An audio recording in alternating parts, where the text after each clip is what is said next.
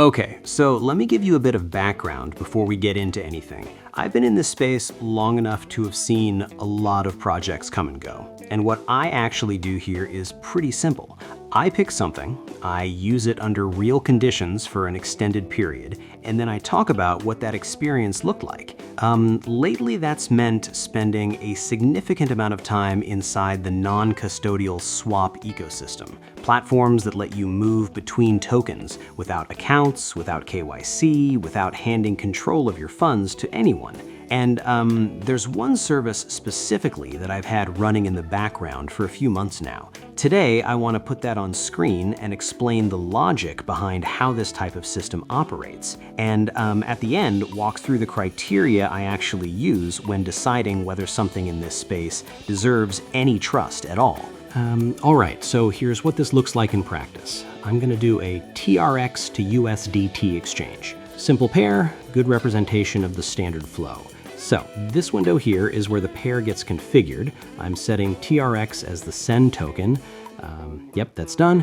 And USDT on the receive side. Good.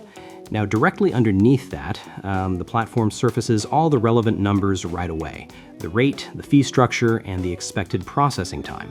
Okay, all of that looks right. Moving ahead. So the next thing I need to do is enter the destination address. That's where the tether is going to land. And below that, there's an optional refund address and a field for an email if I want status updates sent through. Okay, just a moment.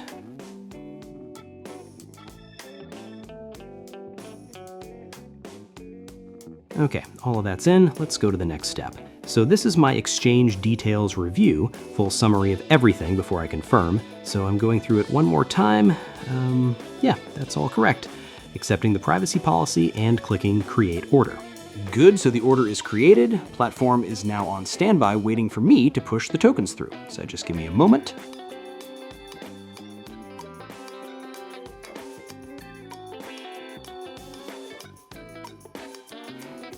Okay, everything from my side is done, and I'm hitting confirm.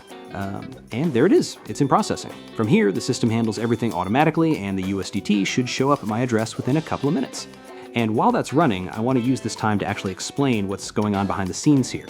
So the thing that defines a non-custodial exchange is that the platform has no access to the funds at any point in the process. That's not a marketing claim, it's a structural property of how the transaction is constructed. My wallet initiates, the swap routes on-chain, and the output goes directly to my destination address. The platform coordinates the execution, that's it. Nothing passes through a third-party wallet, nothing gets held anywhere in between. Now compare that to a centralized exchange. The entire premise of that model is that you move your assets onto their infrastructure. Account, verification, deposit, each of those steps is effectively a transfer of custody. Your funds sit in their system, under their control, subject to whatever risks that system carries. Non-custodial sidesteps that completely. No stored assets, no identity data, no dependency on the platform's own operational stability. If this service went offline right now, the transaction would still complete because the assets are moving through the chain, not through the platform. And to wrap this up, I want to leave you with something concrete rather than just an impression.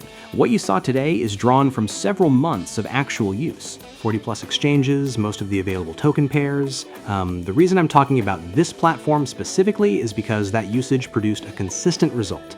Every transaction completed every time within the expected window. That's not something I could have said after weeks of testing. It's the kind of thing that only becomes visible over time, and time is exactly what I gave it. That's the whole point of doing this the way I do. Okay, that's everything. Thank you.